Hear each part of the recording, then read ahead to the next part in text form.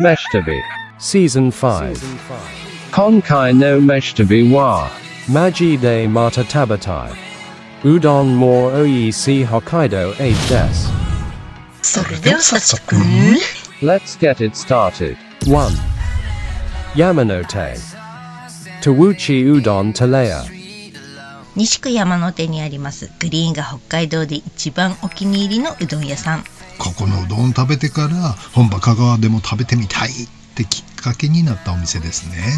そう、今までそば派だった私をうどんに目覚めさせてくれたと言っても過言ではない。これでもかっていうコシの強い男らしいうどん。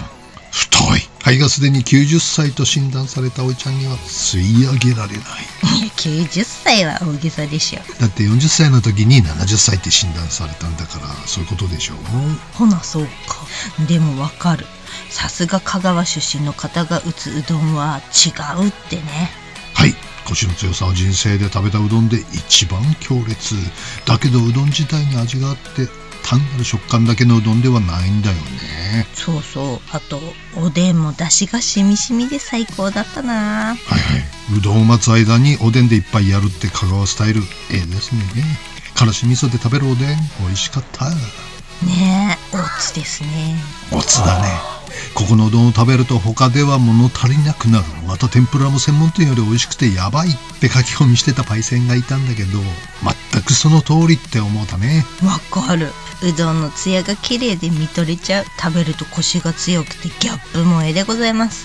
リアル香川の優しいお出汁、こんな近所で味わえるのは嬉しいねえ。山手でお店出してくれてありがとうです。ありがとうだし。そうだし。 2. Hasamu Kama Aga Udon Ichu ハッサムの住宅街にひっそりと佇むこちら一中さん。札幌では数少ない釜揚げうどんのみ一本勝負のうどん屋さん。お店に入ったら麺の太さを選ぶだけ。こういうお店があったとは知らなかったですね。西区は北海道の香川県か。何？北海道の香川県ってややこやしいわね。でもね、ここは大阪八尾市で釜揚げうどんの名店とされた釜揚げうどん一中さんののれん分けなんだそう。大阪なんだ。道理で香川とはちょいとスタイルが違うなって思ったよ。元祖一中さんは本場讃岐の釜揚げうどんを大阪に広めた有名店で、残念ながら数年前に閉店。でもお弟子さんたちが大阪のみならず全国にその味を継承していて、その中の一軒がここってことらしいっす。はあ、それはなんとありがたきこと。このでっかいとっくりとか生姜を自分でするのとかはやっぱ香川っぽいもんね。ね、あたいはこの昆布の佃煮が嬉しポイント。ご飯欲しくなるけどね。うどん&飯はやばいね。炭水化物オン炭水化物じゃん。やめときなさい。ほーい。りゃー、釜揚げうどん半端ない量。そういう感じなの？大阪のおうどん。すんげえ量だねこれ。だけどツルッツルのもっちもちでおじさん大好きなタイプの麺だよ。これは太麺の方がいいかもね。細は食べやすいけどちょっとやわいって感じで切れやすいもんね。切れてないですよ。毎年5月から9月頃まではざるうどんもいただけるらしいから、また来ようっと。ああいいね、ざる一中さんね、夏が待ち遠しいっちゅうの。中さん。はーい。 3. Nanpalo Udon Ya Konbu San 利尻島創業40年、南幌町にて20年前より珍味の製造、利尻昆布の販売をしています。北洋食産さんが営むうどん屋さん。工場併設店舗内で利尻昆布のみのお出汁にこだわったっていううどんがいただけるとです。出汁香るつゆにもちもち麺がいいですね。好きなうどんタイプ。また利尻昆布から出る出汁がまろ優しくっていいですわ。昆布の素揚げ、しかも利尻昆布。なんと贅沢な。とろろ昆布のダブル昆布。さすが昆布屋さんのお店。これはここでしか味わえない贅沢なおうどんでございます。上に乗ったとろろ昆布が美味しいですね。お出汁も昆布の味がしっかり出て、旨味の塊って感じです。昆布がいい仕事してはります。ここはぶっかけではなくけにすべきだったかも。昆布の味わうにはね。でしょう。これ北海道は昆布王国ですからね、もっとフューチャーするべきっすよね。そうよね。国内生産量の約 95% が北海道産なのよね。昆布は寒いところじゃないと育たないんだね。これが子供の頃のおいちゃんを苦しめたんですわ。昆布がおいちゃんを？どういうことかしら。まあちょっとこれは長くなっちゃうんで、後ほど親父の小言でってことにしましょう。ほーい。北海道の昆布は大きくは4つに分かれていて、真昆布、利尻昆布、羅臼昆布、日高昆布。利尻昆布は他の昆布に比べ肉厚で柔らかく、粘りととろみの強いのが特徴。癖のない爽やかで上品な出汁が取れ、和食や洋食問わずいろいろな料理に合わせられるんですって。へえ、真昆布っていうのはどこ産なのかな。他の昆布は産地名がついてるから分かりやすいけど。そうなのよね。これがなんと道南南茅部産が最高級と言われているそうなんです。南茅部といえば伊藤博美投手の出身地。そうなの。なんか利尻とか羅臼とかの方が高そうなイメージだったけどね。ねえ、昆布だしラーメンとかやったらいいんじゃない？南茅部。昆布食べてみよう。ね。 4.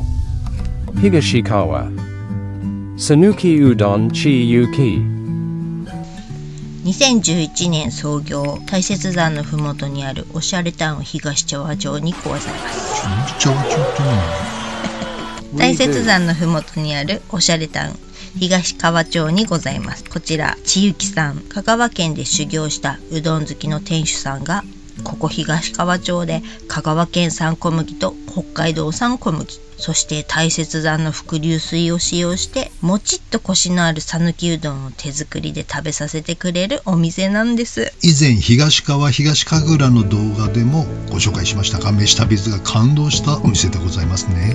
視聴者さんに教えていただいたお店でね、タレコミありがとうごちそうさまでした。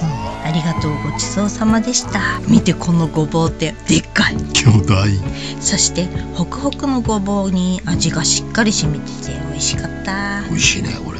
うどんもコシの強さだけではなく、もっちりとした弾力がたまらん。ごぼう好きの飯旅ズを虜にするうどん屋さんですね、こりゃ。はい、こちらの東川町は完全な農村って感じの町なのですが、何かとおしゃれな場所がありましてね、非常に趣のある地域になっておりますね。それになんと大雪山の地下水が豊富にあるため、町の水は全てが天然ミネラル水ということでね。そりゃ寝る系美味しいわね。寝る系？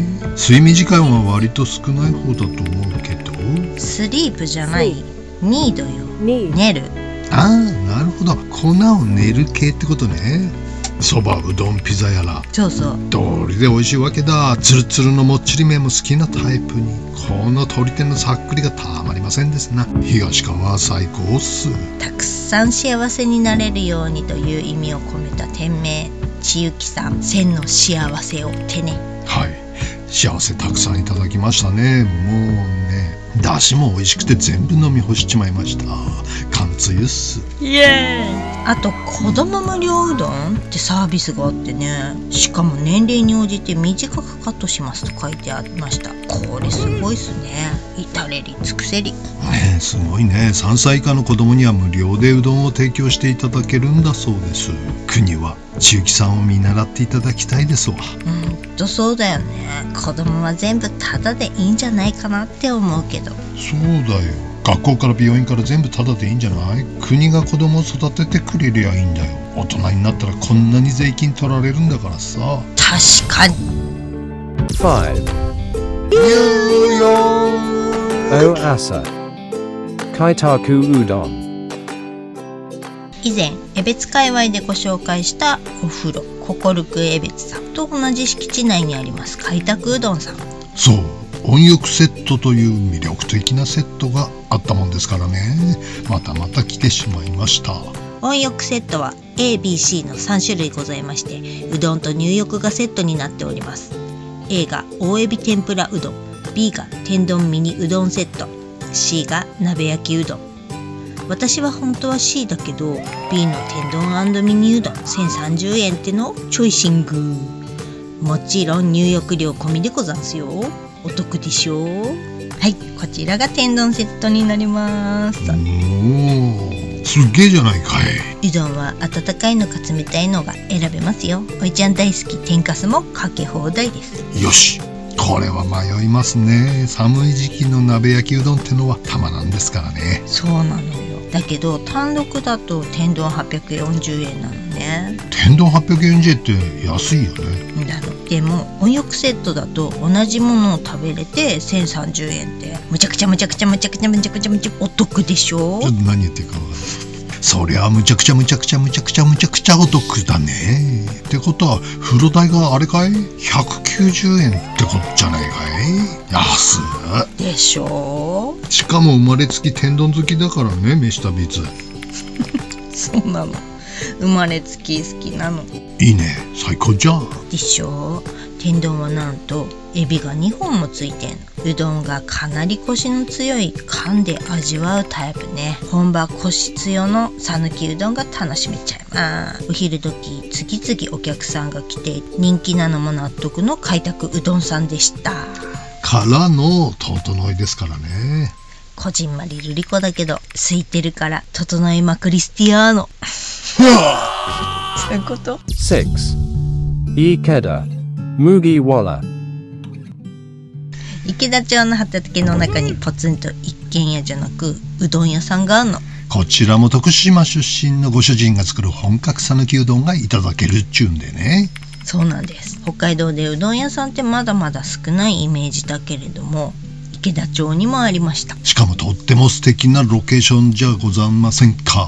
飯旅大好物のテラスで食べれる系ね。やっぱテラス人気なのね。テラス席は満席ってことでカウンターと相なりました。じゃんじゃん。待たずに入れただけラッキーだったね。はい、見てください。このツヤツヤの麺、小麦の味がしっかり感じられるかなりのハード系。おお、フォー系。さすがは四国出身のご主人だね。これは史上最強のゴリゴリさんかも。一口すすればわかる麺の弾力、喉越しの良さ、これ抜群でしたね。おでにはすすれないやつかな。なあとの弱小出川哲朗並みの肺活量じゃ吸えないかもね。今時期はすだちが無料でついてくるんですって。おいいね。そうなの。すだち絞るとめちゃめちゃ爽やかになるもんね。柑橘は何かと仕事されはりますよね。天かすも常備されてるし。よーし、ここもぜひまたいただきたいゴリ押しうどんね。それじゃあ今回の事件が片付いたらみんなでつるつるっといきますかね、ボス。わーい。ねえボス行きましょう。ゴリさんのおごりですって。おいおい、そりゃあねえだろう。7. Sakai-de Sanuki Udon Gamo 突然ですが本場混ぜちゃいました。はい、讃岐未体験の方のために本場の讃岐はこんな感じってんでね。これは香川でなきゃ見られない絵面ですからねえ、絵面がもう面白いの。のどかな田園風景っぽい景色の中に狭い雑な感じの小屋が建ててね、その周りは大行列そっから中でうどんすする人がいて、座れるところは石だろうが塀だろうがみんな座っててね、立って食べる人もそこら中ってね。カルチャーショックよね。これはもう考えられへん。考えられない。基本イートインスペースは 5,6 人でいっぱいになっちゃうからね、みんな外で食べるのが基本なんです。そこら中でうどんすすってる絵面が面白すぎるね。すっげえ並んでんだけど、だから回転は意外と早いんだよね。そう結構並んだ気するけど、でもほんと皆さんがうどんすする光景見てたら飽きないからね、面白かった。我々は運よくイートイン席をゲット。知らない者同士が相席でうどんをすすり合う、なんとも香川独特の非日常感。これが楽しい。うどんはちょうどいいコシ具合でいい感じね。柔らかいんだけど弾力感のある不思議な食感、そして値段ですよ。いや安すぎっしょ。2人で540円よ。これはいいよね。家でうどんなんか食べないよね、これなら。うまい、安い、面白い。美味しかった。マジ楽しい。リアル讃岐はこんな感じ。こういうべらぼうに安い店もたくさんあるし、高くてもかけは300円から400円が相場。嘘みたいな値段。皆さんもぜひ。ね。 8. Abashili. Udon next. 道東に来ると至る所にこういう景色があってテンションが上がるんでございます。観光地の絶景展望台よりこういう何気ない景色に癒される飯旅ーズ。ね。網走市街地から少し離れたテント山のふもとに美味しいうどん屋さんがありました。初めて讃岐うどんを食べた時の衝撃をお客様にも感じてほしいと試行錯誤を重ねて作り上げたという讃岐うどんベースの自家製麺。そうなんです。うどん屋さんはいくつもあれど、うどんネクストはここだけなんです。ねえ、タレコミくれた視聴者さんありがとうございます。ありがとうございます。はい、これです。美しい。見とれちゃって食べるのがもったいなかったわ。ね。一口目から感動。久しぶりだ、この弾力、この硬さ。思わずにまりしちゃいましたね。はいはい。我々も去年香川で讃岐うどん食べて感動したから、これってなったよね。よね。そしてなんとも美味しいじゃござんせか。つるもちって感じがたまらない。カルボナーラはたらこが明太子じゃないからなのか、しょっぱくないし生臭さもゼロ。これ混ぜる前からめっちゃ美味しかったよね。混ぜても美味しいけど料理としてすでに成立しておりました。混ぜたくないぐらいに美味しかったね。そしてなぜにか盛岡名物のじゃじゃ麺もあるんだよね。じゃじゃーんしかもチータンまで。幸せははい、それチータここのうどんは美味しいです。今年はじゃじゃ麺&しめスープのチータンもいただきに網代かと思います。ー。網走も飯食べる楽しみが増えてきたね。嬉しい。毎年のルーティンだね。今年は夏頃かな。また美味しいタレコミよろしくしなちく。Jakai no meshtabi wa. Maji de mata tabatai. Meshtabi kyushu the best des. Otanoshi mini. See you soon.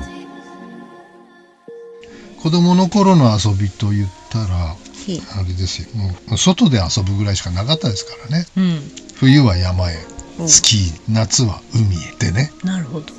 それでね、おいちゃんがよく好んで泳いだの。やっぱり綺麗なところで泳ぐのが好きで、うん親父の田舎のね、江差のかもめ島の海と、はいはい。あとは札幌からだとシャコタンのね、シャコタンブルーで泳ぐのがすごく好きだった。うんうんうん。で江差の場合はかもめ島って島だからおうで島の沖側の海岸はねもう飛び込んだらいきなりどんぶかでうんいいんだけど、うんシャコタンの場合はこの海沿いっていうかだんだん深くなっていく徐々にね。徐々に深くなっていくから、その波打ち際から入っていくとね昆布地獄ゾーンがあるんですわ。